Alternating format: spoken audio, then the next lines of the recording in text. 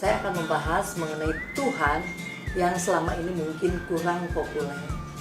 Ini kita baca dari Imamat 10 ayat 1 sampai 3, bunyinya demikian. Kemudian anak-anak Harun, Nadab dan Abihu masing-masing mengambil perbaraannya, membubuhkan api ke dalamnya serta menaruh ukupan di atas api itu. Dengan demikian mereka mempersembahkan ke hadapan Tuhan api yang asing yang tidak diperintahkannya kepada mereka. Maka keluarlah api dari hadapan Tuhan lalu menghanguskan keduanya sehingga mati di hadapan Tuhan. Berkatalah Musa kepada Harun, inilah yang difirmankannya. Kepada orang yang karib denganku, kunyatakan kekudusanku, dan di muka seluruh bangsa itu akan kuperlihatkan kemuliaanku. Dan Harun berdiam.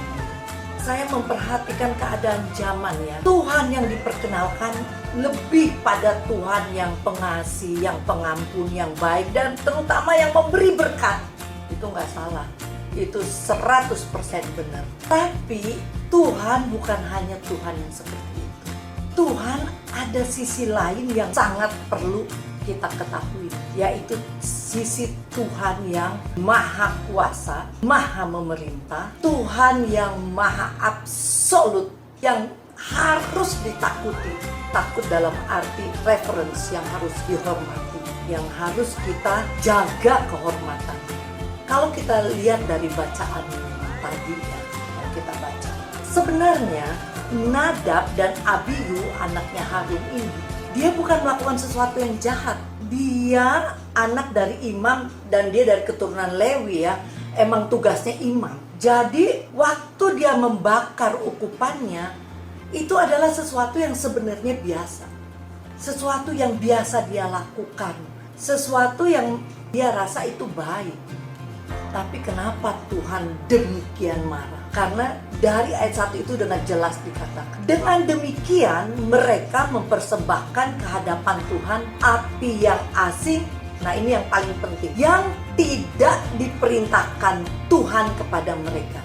Nadab dan Abihu merasa bahwa ini kan saya lagi kerjain pekerjaan Tuhan, lagi mau mempersembahkan korban persembahan. Bukankah itu yang Tuhan senang? Kira-kira mungkin mereka berpikir begitu.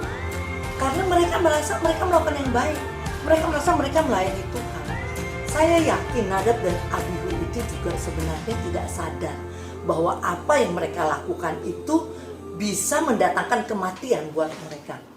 Karena mereka itu merasa, saya ini melayani Tuhan. Kan Tuhan mau kita membakar persembahan. Ini adalah pekerjaan pelayanan yang mungkin dilakukan sehari-hari oleh mereka. Tetapi ayat Alkitab mengatakan apa? Mereka melakukannya tanpa diperintah Tuhan. Jadi penting sekali untuk melakukan, terutama saat-saat ini, sesuatu berdasarkan perintah Tuhan. Kenapa Tuhan sekarang melockdown kita di rumah kita? Karena Tuhan ingin kita punya a very good relationship dengan Tuhan, hubungan yang dekat sekali dengan Tuhan, sehingga kita bisa mendengarkan apa yang Tuhan mau lakukan. Ini udah bukan saatnya lagi kita semau gue. Kita nggak tanya Tuhan karena kita udah biasa dan kita merasa itu perbuatan baik. Kita udah nggak bisa lagi berbuat seperti itu, karena Tuhan bisa bertindak. Sekarang ini udah akhir zaman, di mana kerajaan Tuhan akan semakin dinyatakan. Dan Tuhan akan menunjukkan dirinya sebagai raja yang harus kita hormati. Harus kita tanya pendapatnya. Ayat 3-nya dalam bahasa Inggris jelas sekali dikatakan. And Moses said to Aaron, this is what the Lord spoke saying. By those who come near me, I must be regarded as holy, and before all people I must be glorified. Artinya, meskipun Nadab dan Abihu adalah imam, anak dari imam besar Harun, tetapi tetap prinsip bahwa Tuhan itu holy dan Tuhan itu harus di-regard, Tuhan itu kudus dan harus dimuliakan, dihormati, itu prinsip itu tetap harus dipegang. Terutama sekarang di mana kerajaan surga harus dimanifestasikan. Dan Tuhan sebagai rajanya benar-benar harus kita jaga kekudusannya, harus kita jaga kemuliaannya. Kita nggak bisa lagi jadi raja atas setiap keputusan kita. Kita harus menjadikan Tuhan sebagai raja atas setiap keputusan yang kita ambil. Kayak misalkan sekarang di Indonesia, Presiden Jokowi pemimpin kita. Presiden Jokowi mengatakan kalau keluar kita harus semua pakai masker. Ya kita harus ikutin, kita harus pakai masker. Tapi kan kalau dengan Presiden Jokowi kita nggak bisa tanya, halo Pak Jokowi, ini saya mau pakai masker, tapi maskernya yang 2 ply apa 3 ply, kita nggak bisa tanya kayak gitu kan. Tapi kalau dengan Tuhan, kita bisa setiap saat bertanya. Kan Tuhan itu hanya sejauh doa. Tapi mungkin ada yang tanya, saya udah berdoa, kenapa kayak nggak ada jawaban? Dengan Tuhan, sama dengan suami atau dengan anak atau dengan teman, itu harus dijalin relation, harus dijalin hubungan. Nah kalau kita juga ngobrolnya sama Tuhan cuman kalau pas ada masalah, coba bayangkan, anak kita datang ke kita cuman pas dia habis nyerempet orang atau pas dia lagi nggak ada uang, gimana kira-kira? Coba misalkan suami istri nggak pernah ngobrol, suami ngobrolnya cuman kalau suami ada kepentingan tertentu. Apa suami ngerti? Misalkan istri itu ada kebutuhan seperti ini, apa istri ngerti apa bahwa suami itu ada kebutuhan seperti ini? Kalau nggak pernah ngobrol, nggak pernah jalin relationship yang bagus, apa kita bisa tahu apa yang suami kita mau atau istri kita mau kalau kita nggak pernah ngobrol bersama? Demikian juga dengan Tuhan. Kalau kita ngobrolnya cuma saat kita ada masalah, kita nggak bisa tahu yang Tuhan mau. Kita nggak bisa ngerti. Karena ngobrolnya cuma kalau lagi ada penting. Kalau lagi mau makan, mau tidur, cuman itu aja. Padahal relationship itu harus dibangun. Kalau kita udah erat banget dengan Tuhan, Tuhan bisa bicara melalui berbagai macam. Melalui ayat Alkitab, melalui televisi, bahkan melalui hal-hal yang macam-macam lah, melalui koran kayak melalui internet, melalui apa aja Tuhan bisa bicara dengan kita. Tuhan bisa pakai semua cara untuk berbicara dengan kita. Tapi yang penting kita relationship-nya harus sudah bagus dulu dengan Tuhan. Gimana caranya bisa memiliki hubungan yang dekat dengan Tuhan? Pertama-tama tentu aja kita harus mempelajari firman Tuhan. Kita harus mempelajari Alkitab. Mempelajari dalam arti kita baca dan minta bimbingan Roh Kudus. Karena kalau kita udah tahu firman Tuhan, kita udah tahu gambaran besar mengenai Tuhan. Kita udah tahu karakternya Tuhan, sifatnya Tuhan. Kita udah ngerti, oh dia seperti ini. Jadi kalau ada sesuatu yang kayaknya bukan dari Tuhan, pasti kita tahu. Misalnya nih ya, contoh, kayak contohnya datang WhatsApp dari nomor telepon teman gitu, terus dia mau pinjem duit. Lah kita udah kenal teman itu tuh orangnya nggak pernah pinjem duit. Orang dia duit nggak berseri gitu kan, kita udah tahu. Kok tiba-tiba ini dia pinjem duit, udah pasti kita tahu kalau WhatsApp-nya itu dihack. Jadi begitu juga dengan hubungan kita dengan Tuhan.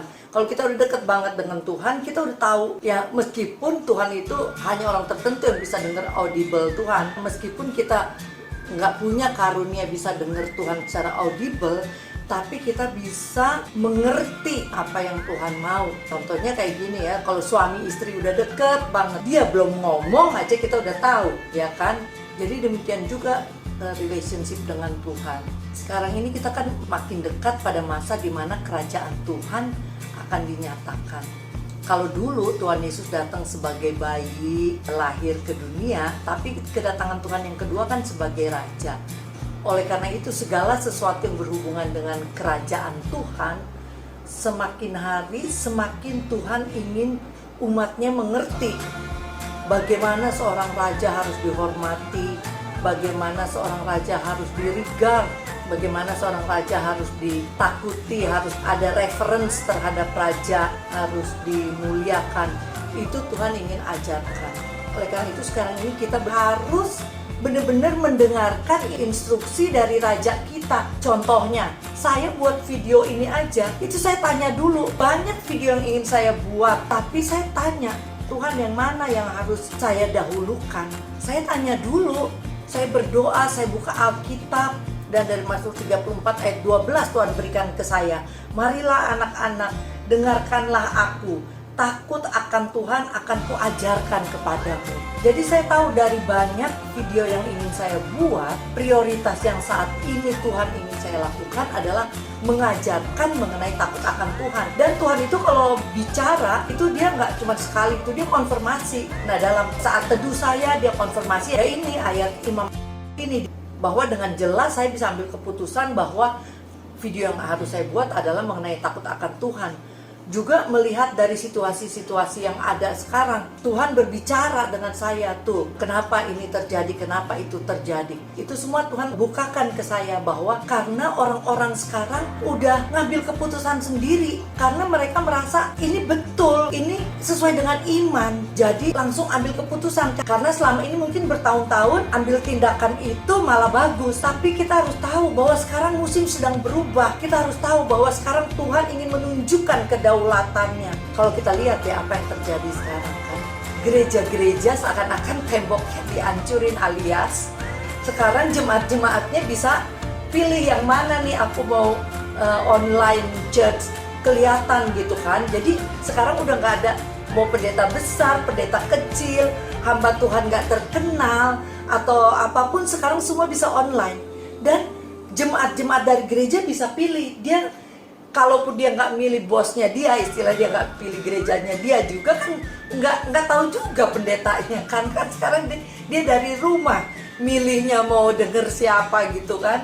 Jadi sekarang seakan-akan ya dunia menjadi flat, menjadi rata, dunia itu menjadi flat, dan yang dilihat itu tinggal Tuhan. Karena semua baik hamba Tuhan maupun jemaat, semua itu nggak bisa apa-apa. Mereka semua terkurung di rumah dan cuman bisa berhubungan dengan Tuhan. Jadi sekarang kita lihat ada pendobrakan yang Tuhan lakukan dari tata cara kita berhubungan dengan Tuhan. Kayak sekarang Tuhan izinkan di mana doktrin, sedang ada adu doktrin antara ini dan itu. Ini sebenarnya Tuhan ingin menunjukkan kepada kita bahwa doktrin-doktrin itu dibuat oleh manusia berdasarkan pengertian mereka tentang Tuhan. Tapi Tuhan sekarang udah buka jalan. Kita bisa langsung berhubungan dengan Tuhan. Tuhan itulah the only doctrine. Tuhan itulah satu-satunya doktrin yang harus kita ikuti. Maka itu penting sekali untuk dekat sama Tuhan, supaya kita nggak terombang-ambing ikut doktrin ini, diikut doktrin anak. Itu bukannya saya menyalahkan doktrin. Doktrin itu juga Tuhan izinkan ada. Cuman ada perbedaan-perbedaan memang. Kita harus meninggalkan cara-cara kita yang lama, yang mana mungkin dulunya kita sebagai raja atas keputusan kita. Kita harus tinggalkan itu dan mulai menjadikan Tuhan sebagai raja atas keputusan kita, tanpa kita punya agenda-agenda.